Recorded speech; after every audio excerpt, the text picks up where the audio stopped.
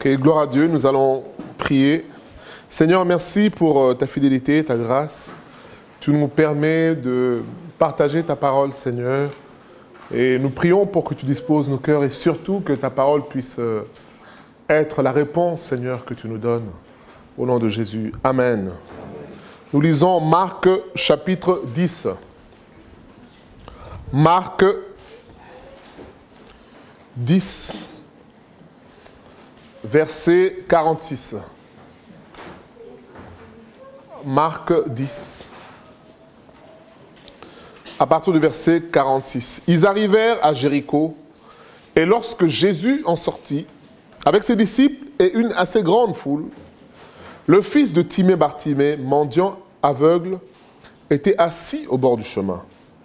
Il entendit que c'était Jésus de Nazareth, et il se mit à crier, « Fils de David, Jésus, aie pitié de moi. » Plusieurs le reprenaient pour le faire taire, mais il criait beaucoup plus fort, « Fils de David, aie pitié de moi. » Jésus s'arrêta et dit, « Appelez-le. » Ils appelèrent l'aveugle en lui disant, « Prends courage. Lève-toi, il t'appelle. » L'aveugle jeta son manteau et, se levant d'un bond, vint vers Jésus. Jésus, prenant la parole, lui dit, « Que veux-tu que je te fasse ?»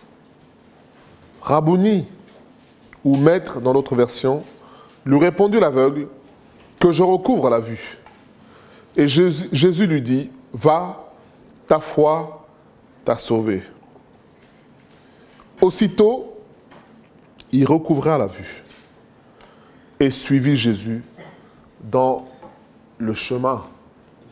Notre thème du partage cet après-midi, c'est Bartimée. Nous l'avons intitulé Bartimée. On nous dit que cet homme était mendiant, il était aveugle. Est-ce que c'est parce qu'il était aveugle qu'il est devenu mendiant? Est-ce que c'est parce qu'il était... parce qu'il ne pouvait pas travailler, qu'il était dans cette situation de mendiant? Nous ne savons pas, mais toujours est-il que cet homme s'est retrouvé dans une situation où il a eu besoin d'une aide extérieure. Et nous avons intitulé Bartimée puisque dans l'histoire de cet homme, nous nous retrouvons tous. Nous sommes peut-être diplômés, nous avons peut-être un travail, nous avons peut-être des choses, mais il y a quelque chose qui nous manque pour être complet, pour avoir le bonheur véritable. Certains sont mariés, mais peut-être que ce qu'ils vivent, ce n'est pas ce qu'ils espéraient. Certains ont peut-être un travail, mais le travail qu'ils ont, ce n'était peut-être pas celui qu'ils avaient voulu. Certains sont dans une famille, mais vous savez, comme j'aime à le dire, chaque famille a ses réalités. Dans chaque famille, il y a des réalités. Je discutais avec une sœur qui me dit, non, mais moi, dans ma famille, c'est particulier. Je dis, chaque famille a ses réalités. Voilà, c'est comme ça. Mais le problème, ce n'est pas qu'il y ait des réalités dans chaque famille. Ça, c'est un fait. Là où il y a des humains, il y a des réalités. Mais la question, c'est pourquoi Dieu t'a mis dans cette famille-là. Là, c'est une autre réalité. Nous sommes tous dans une famille quelque part, mais quand on rentre dans le plan de Dieu, finalement, le plan de Dieu vient donner un sens à tout le reste qui est autour. Vous voyez, c'est ce qu'on a dit ce matin, pour ceux qui ont suivi, pour ceux qui vont suivre. On a parlé, le thème c'était la relation avec Dieu. Et on disait que l'homme a besoin d'être en relation avec Dieu. Pourquoi? Puisque nous vivons dans un monde qui nous échappe. Un monde qui est incertain. Du jour au lendemain, quelqu'un qui allait bien peut se retrouver malade psychiatriquement. Du jour au lendemain, quelqu'un peut connaître une situation et complètement changer. Voilà, c'est l'incertitude de ce monde. Du jour au lendemain, tu peux être au boulot, tu arrives le matin, on te dit non, c'est fermé, l'entreprise a été délocalisée. Il y a des gens qui ont vécu ça. Hein. Tout ce que je dis là, en France, vous arrivez le matin à l'usine, on vous dit l'usine est maintenant en Inde ou au Maroc. Voilà. Donc tu avais ton CDI, tu étais tranquille et du jour au lendemain, la vie change. Et on expliquait que comment vivre dans ce monde qui est si difficile sans avoir Dieu. Bien aimé, il faut être, j'allais dire courageux, mais ce n'est pas du courage. Il faut être, le mot peut-être peut être fort, hein, insensé. Oui, c'est ça le mot. Comment tu peux vivre dans ce monde sans Dieu, avec tout ce qui s'y passe? La Bible dit dans Ecclésiaste 3 que Dieu a mis dans le cœur de l'homme la pensée de l'éternité. L'homme a été, en lui, il y a quelque chose que Dieu a mis qui fait qu'il doit être en connexion avec le ciel pour finalement pouvoir vivre des réalités de la terre. Et c'est ce qu'on expliquait ce matin, que ce monde étant difficile, on a besoin d'un appui solide sur lequel on peut s'asseoir. Lorsqu'on entend une mauvaise nouvelle, la Bible dit quoi? Le juste ne craint point les mauvaises nouvelles, car son cœur est ferme en l'Éternel. Voilà. Donc, vous entendrez des guerres, des bruits de guerre, mais le Seigneur nous dit, je vous ai prévenu, je vous ai dit ces choses, afin que vous ayez la paix. En moi, quand ces choses arriveront, voilà, Jean 14, Jésus dit, que votre cœur ne se trouble point. Puisque Jésus est conscient que dans ce monde, il y aura des troubles, il y aura des difficultés, il y aura des souffrances, il y aura des incertitudes, il y aura beaucoup de choses qui arrivent. Et ces choses-là, on ne les maîtrise pas. Et on a besoin du Seigneur. Pourquoi on a besoin de la relation avec Dieu? On a expliqué aussi ce matin que Dieu est notre rempart et la tour dans laquelle nous nous réfugions. Vous savez, Proverbe 18, 10 nous dit que le nom de l'Éternel est une forte tour. Le nom du Seigneur est un refuge. Le juste accourt dans ses murs. Et il est sauvé. Voilà. Voilà pourquoi on a besoin de l'Éternel. Au-delà des promesses qu'il nous fait de la vie éternelle, du salut éternel, mais en ayant Dieu, on a toutes ces garanties-là. Revenons à Bartimée. Voilà un homme qui se retrouve assis au bord du chemin, en train de mendier, de demander, de quémander finalement la miséricorde, la compassion des autres. Et on nous dit, il entendit que c'était Jésus de Nazareth qui passait, et il se mit à crier, « Fils de David, Jésus, aie pitié de moi. » Plusieurs le reprenaient pour le faire taire, et il criait beaucoup plus fort, « Fils de David, aie pitié de moi. » Mon premier point, bien-aimé, c'est « Ne te tais pas. » Crie à Dieu. Quel que soit le problème, quelqu'un peut nous lire Ésaïe 62, verset 1er. Quelqu'un peut nous aider. Ésaïe 62, verset 1. Ésaïe 62.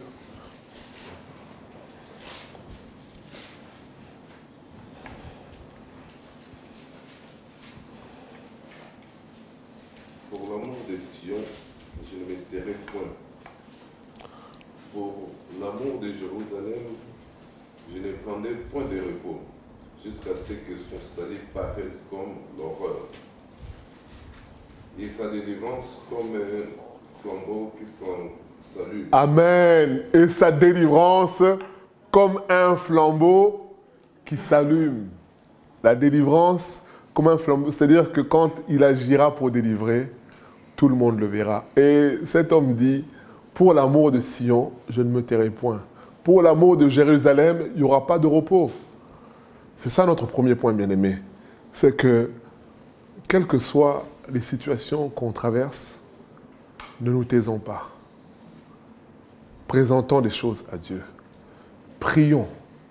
Disons au Seigneur. Vous savez, il y a un verset qui dit, plaidons ensemble. Parle toi-même pour... réveille ma mémoire. Il dit, parle toi-même pour te justifier. Il dit, réveille ma mémoire. Plaidons.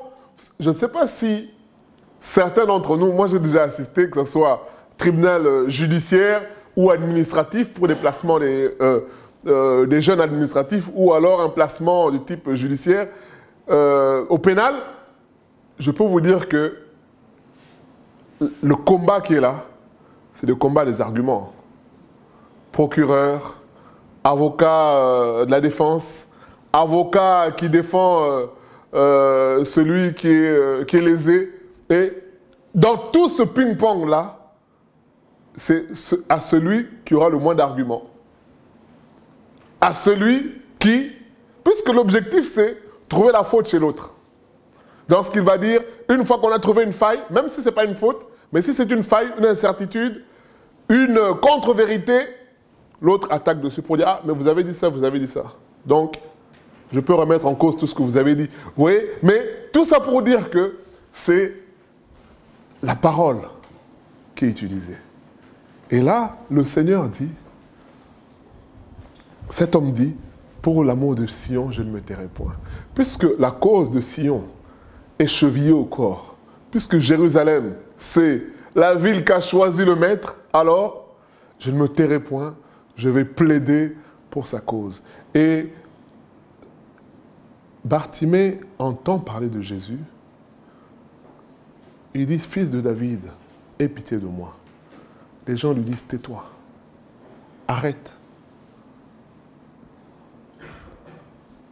Et plus on lui dit arrête, il crie encore plus fort. Puisqu'il est certain que l'occasion qu'il a, bien aimé, elle ne passera pas deux fois. Hein. Cette occasion-là, c'est comme si quelqu'un voit M. le maire au marché, il entame la discussion avec M. le maire, je peux vous dire que tout ce qu'il a dans le sac comme problème, ah, il va le sortir, hein, M. le maire. Hein. Pourtant, les autres vont dire, oui, mais on attend aussi, mais on a... Mais oui, mais lui se dit, mais là, c'est le jour de ma vie, c'est aujourd'hui. Si je peux décrocher ne serait-ce qu'un rendez-vous, je passe mon tour. Parce qu'il se dit là, je ne peux pas laisser l'occasion. C'est ça, bien-aimé. Et c'est ça notre exhortation aujourd'hui, bien-aimé. Ne te tais pas. Quel est le problème qui te perturbe? Est-ce que c'est la conversion de ton mari, de ta femme, de ton enfant? Est-ce que c'est un problème de maladie? Qui t'a dit de te taire? Luc 18 nous dit, Jésus nous montre qu'il faut prier sans se relâcher. Il faut prier. Tant que le Seigneur ne t'a pas dit arrête-toi, mais continue. Continue à rappeler les promesses du Maître. Et il n'y a rien de tel, bien-aimé, que de rappeler à Dieu sa parole. Il n'y a rien de plus grand que de rappeler à Dieu ses promesses. Que de mettre Dieu face à ses responsabilités. Bien-aimé, vous savez, c'est ça que Dieu aime. Dieu aime qu'on le responsabilise. Vous voyez, Bartimée, ce qu'il fait là, pourquoi il crie? Il a besoin d'être guéri, c'est vrai. Mais, en même temps, qu'est-ce qu'il crie? Pourquoi il crie? Il a besoin d'être guéri. Mais qu'est-ce qu'il crie? Qu'est-ce qu'il dit dans son cri? Il dit quoi? Jésus, fils. Donc, en quelque sorte, toi qui es le Messie, mais interviens dans ma vie. Puisque c'est toi le Messie, qui d'autre va intervenir si ce n'est... Bien-aimé, vous savez, beaucoup crient, mais ils crient au mauvais endroit. Beaucoup crient, mais ils crient auprès du médecin. Mais quand le médecin va te dire, monsieur, madame, il n'y a plus rien à faire. Combien de fois, combien de situations on a vu où les humains ont été incapables, impuissants. Le grand docteur qui te dit, bon, à moins d'un miracle, vous savez, ils sont courageux ces gens-là. Parfois, ils vont dire aux gens, bon, on vous laisse 2 semaines à vivre. Donc, utilisez ce temps-là pour dire au revoir à tout. Mais, bien aimé, vous entendez, ce que je vous dis là sont des réalités, hein, des choses que les médecins ont dit aux gens. Tu as 1 semaine, espérance de vie.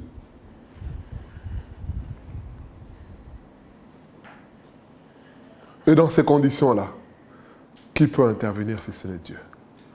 Et Bartimée crie à Dieu. Deuxième point, c'est, vous savez, c'est ça que le diable utilise souvent. Vous voyez, ces gens lui disent, arrête. Verset 48, plusieurs le reprenaient pour le faire taire. Ils criaient beaucoup plus fort. Et ces gens le reprennent pour le faire taire, en quelque sorte. Mais pourquoi tu cries? Pourquoi tu casses les oreilles? Mais ça ne sert à rien. Ça ne sert à rien, de toutes les façons, ça ne changera pas. Pourquoi tu t'embêtes? Pourquoi tu te donnes tant de mal? Et bien aimé, il y a des chrétiens qui ont été à la première phase, où ils ne crient pas, ou alors ils ont crié, mais ils se retrouvent à la deuxième phase, où la pensée du diable, les humains te disent, bon, ils te font comprendre, même s'ils ne te disent pas ouvertement, mais ils te disent, ça ne sert à rien. Tu sais, nous tous, on est passés par là. Hein? C'est nous tous, on a servi Dieu aussi. Hein? On a eu notre temps, comme pour te dire un peu, c'était comme une crise par laquelle on est passé. Hein? Donc on a connu ça, bien aimé. Notre exhortation aujourd'hui, Bartimée, c'est pour te dire, continue. Vous savez, un jour, un homme vient rencontrer Jésus pour lui dire, Seigneur, ma fille est en train de mourir.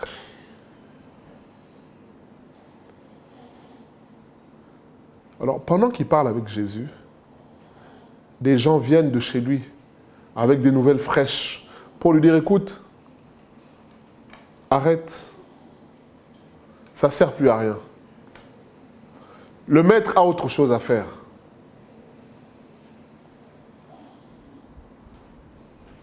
Voilà. Le sort est scellé.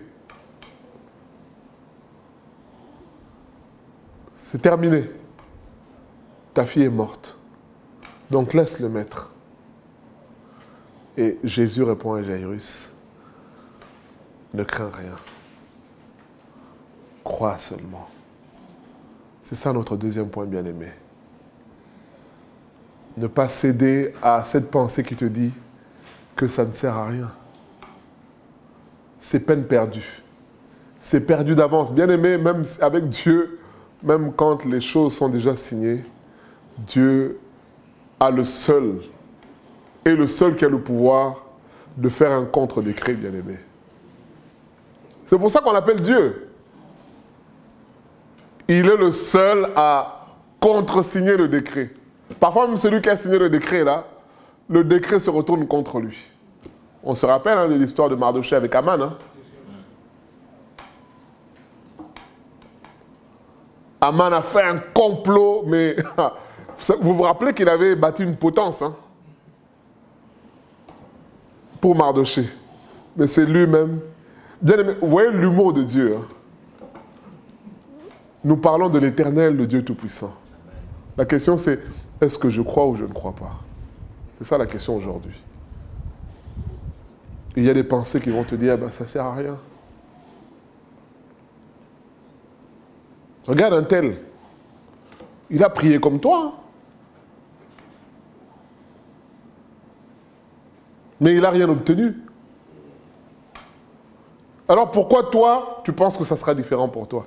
Bien aimé, vous voyez, tout ce que je suis en train de dire là, vous imaginez si Bartimée suivait tout ça. Aujourd'hui, nous lisons, nous voyons qu'il a été guéri. Hein. Et il était avec Jésus, il le suivait maintenant partout. Secrétaire particulier de Jésus. En même temps, témoignage vivant. C'est ça, bien aimé.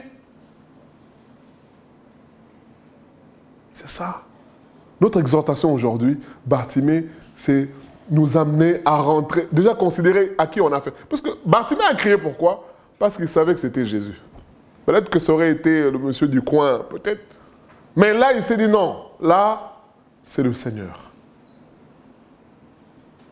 Et puisque c'est lui, je ne laisse pas passer l'occasion. Vous savez combien on t'a abandonné des projets?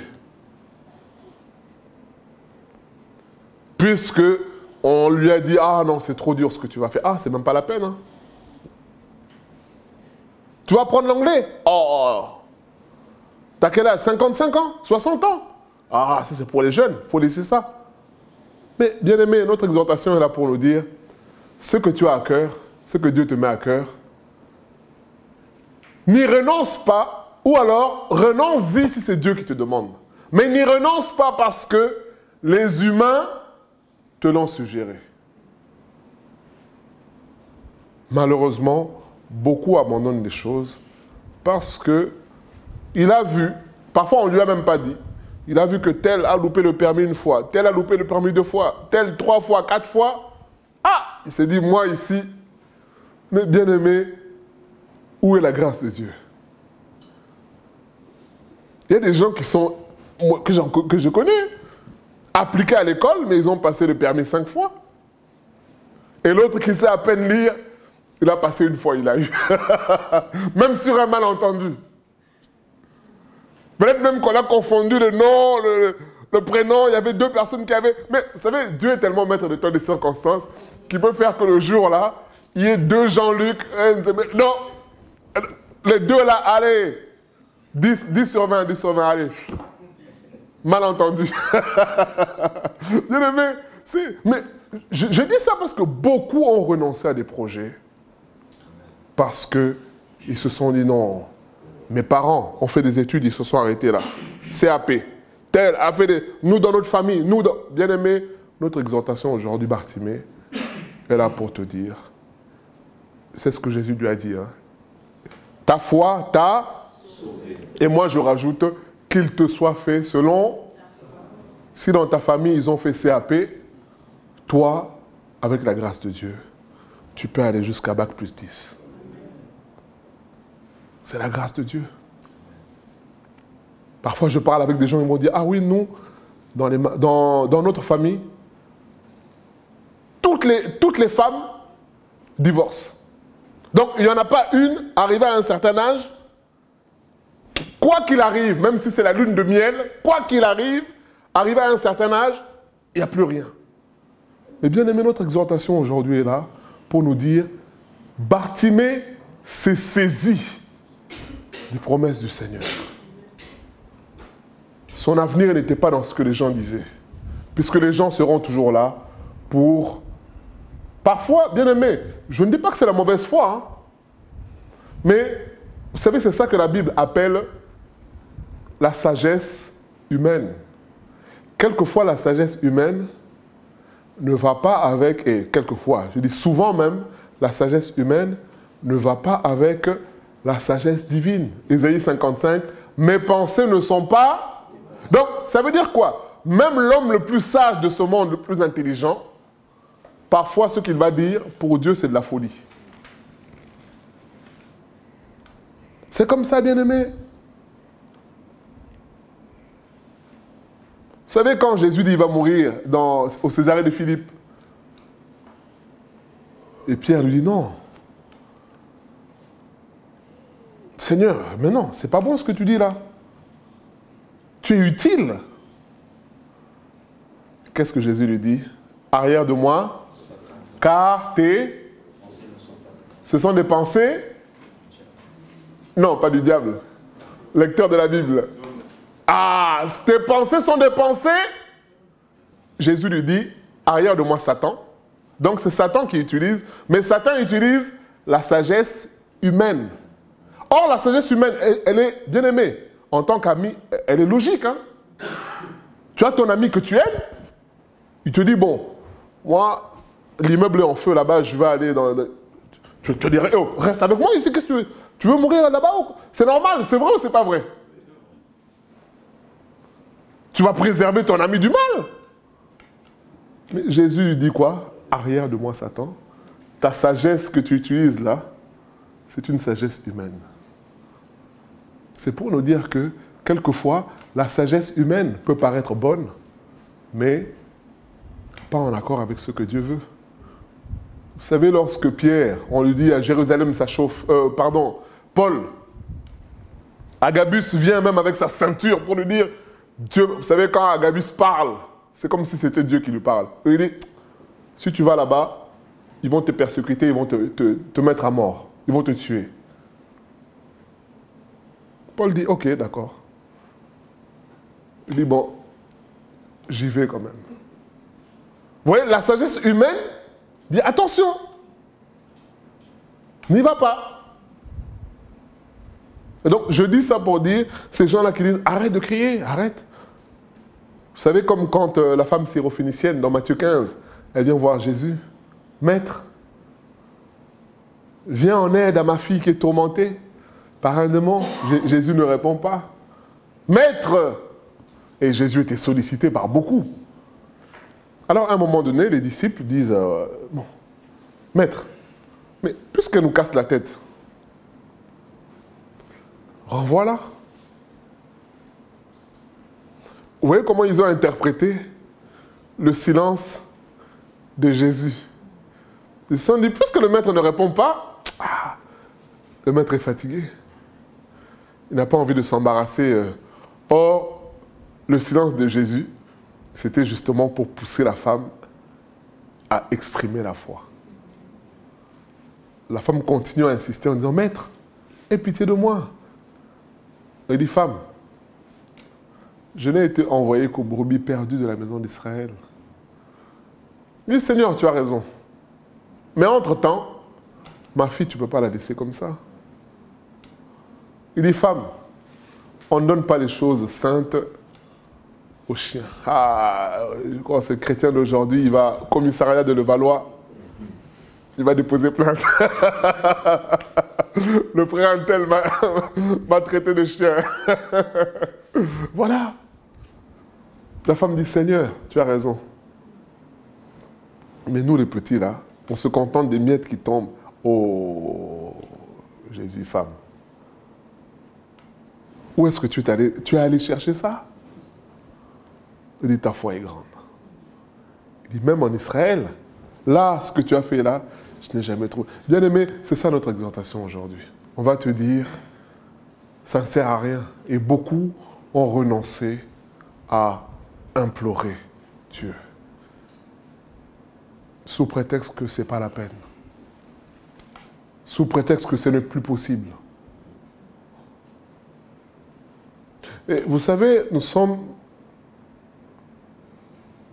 dans les choses de Dieu et dans la vie, c'est comme ça. Quand on n'avance pas, remarquez, vous allez voir qu'on régresse. Même si on semble stagner, mais vous allez voir qu'on perd quelque chose. Ça ne se voit pas forcément. Et c'est ça qui se passe pour beaucoup.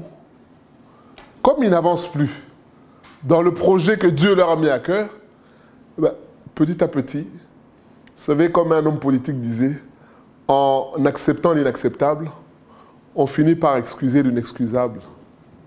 Ce qui est anormal, puisqu'on n'a plus l'esprit de se battre, ce qui n'est plus normal, bon, on trouve une excuse pour dire, bon, c'est de la fatalité.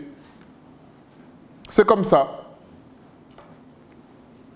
Dieu n'a que faire. Vous savez que quand on vient voir Élie le sacrificateur pour lui dire, écoute, tes enfants se comportent mal. Ils piochent dans la marmite, ils abusent des femmes, même au temple même, où on est censé adorer Dieu. Et vous vous rappelez de la réponse qu'il donne, hein?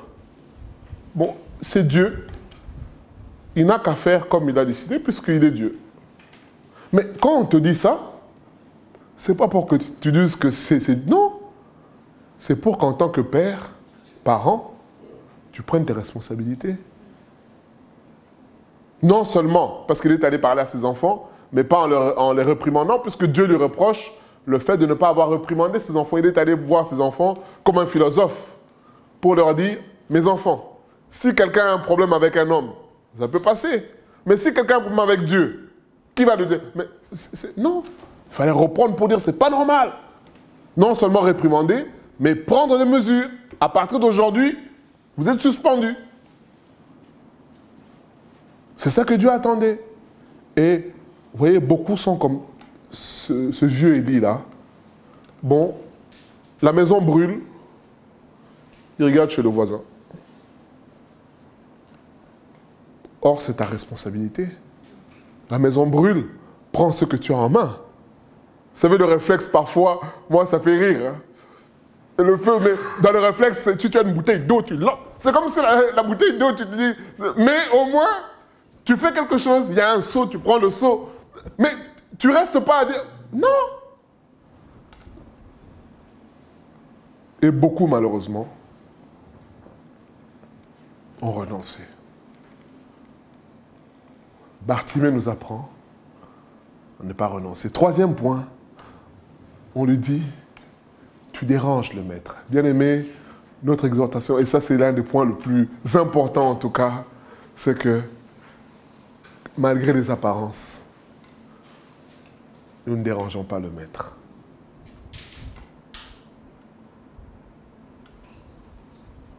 Le président à l'Élysée, oui, tu peux le déranger. Tu ne peux pas l'appeler à n'importe quelle heure. Tu ne peux pas le contacter n'importe comment. Mais notre Dieu, lui, il est disponible à tout moment, bien aimé. Vous voyez? En fait, quand ils le font taire, c'est comme pour lui dire, arrête, tu déranges. Et c'est quand il a crié encore fort que Jésus s'est arrêté. Est-ce que Jésus n'avait pas entendu? Bien sûr qu'il avait entendu.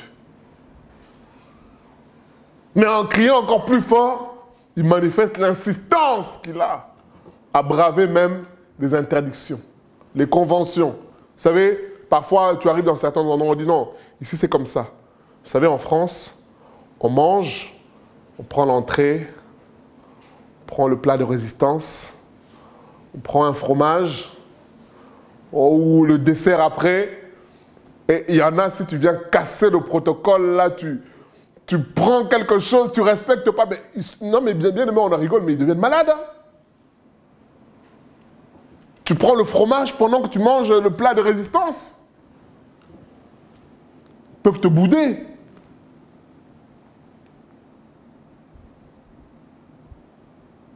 Et Jésus aimait bien casser les codes comme ça. Tout ce qui est conventionnel. Et là, ils disent, arrête de déranger le maître. Comme ils ont dit à Jairus, arrête d'embêter le maître. Bien-aimé, sache que tu n'embêtes pas le maître. Jésus nous parle d'un homme qui avait un ami qui va voir la nuit en disant, écoute, mon ami, j'ai du monde chez moi. Donne-moi du pain.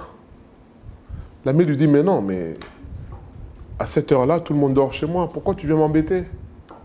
Il dit, non, mon ami, s'il te plaît, fais-moi cette faveur-là, donne-moi du pain. Et Jésus dit, à cause de son importunité, à cause de son insistance, cet homme-là lui a donné du pain. Alors il dit, à combien plus forte raison votre Père dans le ciel? Bien-aimé. Vous savez, ça c'est l'orgueil humain qui te dit, tu déranges. Bien-aimé, qui es-tu pour prétendre que tu déranges Dieu? Vous voyez, ça c'est notre logique occidentale.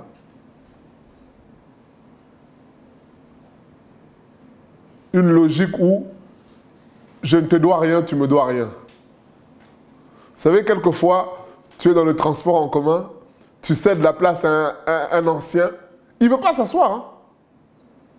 Monsieur, ah non, non, non, non, non. C'est comme s'il a peur, quand il va s'asseoir, tu vas lui prendre son téléphone. Mais en fait, je me pense, mais qu'est-ce qui peut... En fait, c'est la logique, je ne te dois rien. Puisque si tu me fais du bien et que j'en bénéficie, moralement, j'ai une dette. Donc, je vais devoir te rendre le bien. Vous voyez bien aimé le fonctionnement des humains? Il y a des gens, parfois les voisins, tu lui dis bonjour, il ne te répond pas.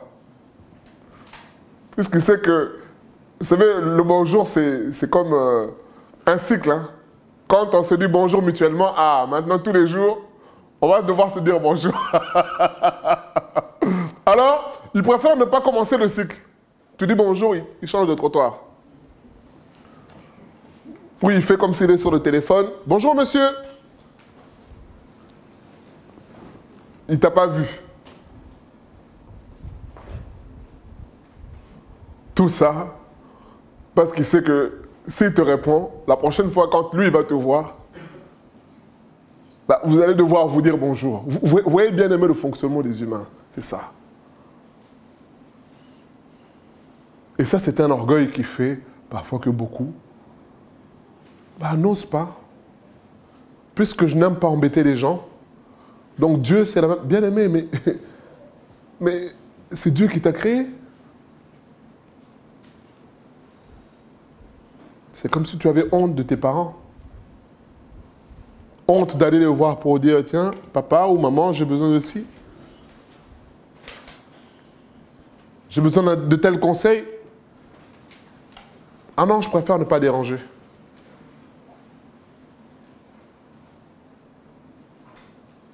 Tu déranges le maître. Ça, c'est une idée qui est dans beaucoup. Ou alors, une autre idée cachée. Oui, mais c'est une question qui m'a été posée. Mais, pasteur, si Dieu sait tout, c'est philosophique. Hein? Vous voyez comment la personne amène ça, hein? Bien amené. Hein? Si Dieu sait tout, ok? Pourquoi on a besoin de prier alors?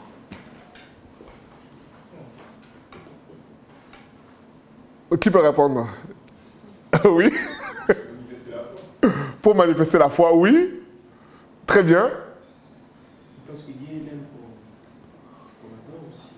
Dieu aime qu'on adore, tout ça. Ok, qu'on l'adore, ok. Prier sans cesse. Prier sans cesse, oui. Donc, oui, donc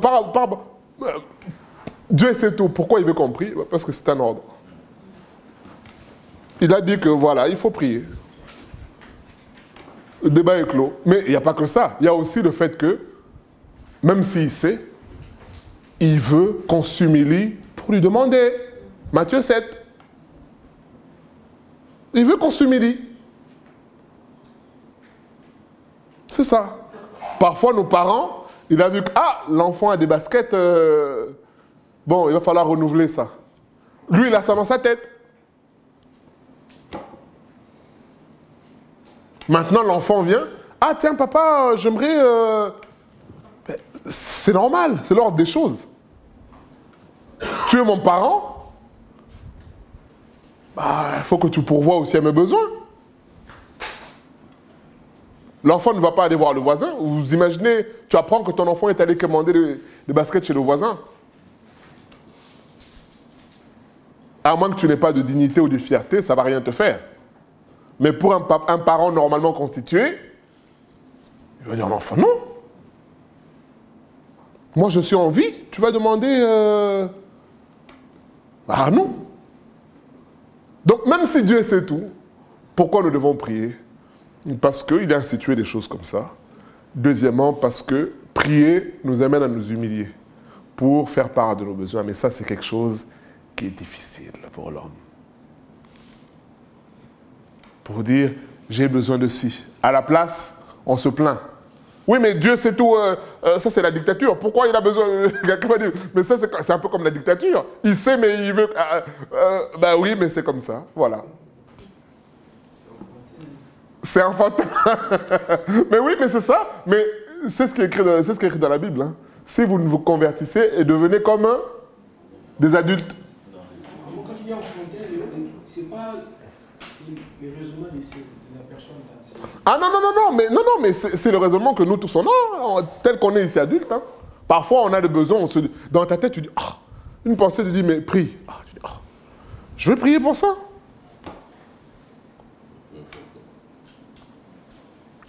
C'est ça. Moi, ça m'est arrivé une fois, j'avais un problème avec la voiture, c'était le ventilateur, quand on coupait le moteur, le ventilateur continuait à tourner. Et il y a une idée qui me vient. Tu as prié pour la voiture. impose les mains à la voiture. Je regarde à gauche, à droite, je dis, est-ce que quelqu'un a entendu là? Ce qu'on va dire, le monsieur il commence à débloquer. Est-ce que tu as prié pour la voiture? En catimini, je suis venu. J'ai dit, en catimini, bien aimé, je ne sais pas comment, mais le lendemain, puisque quand on laissait comme ça, ça déchargeait la batterie. Au bout de 2-3 heures, mais le matin, j'arrive, je démarre, je dis, ah. Donc Dieu m'a fait grâce pour aller au garage. Ça a démarré. Bien aimé, on va me dire, oui, mais moi, bien aimé, priez sans cesse, quel que soit le sujet. Nous, grand sujet, grande prière. Petit sujet, on traite. Vous savez, c'est comme le douleur de la tête. Hein. Quand tu as un petit mot de tête, Doliprane, 1000 grammes. En plus, tout le monde connaît la posologie. Hein. C'est combien? Toutes les 4 heures, on va attraper des gens ici. Toutes les combien? Toutes les... on n'est pas... 4 heures ou 6 heures? Hein? 6 heures, toutes les 6 heures. Bon, il y en a que, je ne sais pas. Toutes les 6 heures. Voilà. Il y en a même qui anticipent. Avant 6, il a calculé, allez, 5,30, allez. Vous voyez le fonctionnement bien aimé. Petit problème, on règle tout seul. Grand problème, on fait appel à Dieu. Or, Dieu veut qu'on fasse appel à lui tout le temps. C'est ça. On ne dérange pas. À tout moment, tu peux l'appeler. Il ne va pas dire indisponible, la ligne est occupée. Non. Dieu est toujours disponible. C'est ça, bien aimé. Et c'est ça que nous apprend Bartimée. Nous allons prier pour que Dieu nous aide vraiment à intégrer tout ce que nous avons vu, à ne pas nous taire, à crier, à persévérer, à ne pas céder à l'idée qui nous dit « ça ne changera pas, c'est comme ça ». Bien-aimé, notre Dieu est celui qui peut changer le mal en bien et il est le Dieu Tout-Puissant. Et troisièmement, prions pour que Dieu nous aide à toujours le voir comme Père et enlever cette idée selon laquelle nous dérangeons Dieu. Non, Dieu nous aime et il veut nous faire du bien. Seigneur, merci pour Bartimée, merci pour l'exemple de cet homme qui nous apprend, Seigneur, tant de choses. Nous prions pour que tu nous aides à regarder à toi, quelles que soient les circonstances, les situations. Nous bénissons ton nom pour ta parole, Seigneur. Ravive la foi en nous, Seigneur. Tu vois, peut-être que nous avions perdu espoir dans telle ou telle situation. Peut-être que nous avions perdu la foi dans telle ou telle situation. Peut-être que nous avions baissé les bras, Seigneur. Nous prions pour que tu renouvelles notre foi en toi, Seigneur. Notre confiance totale.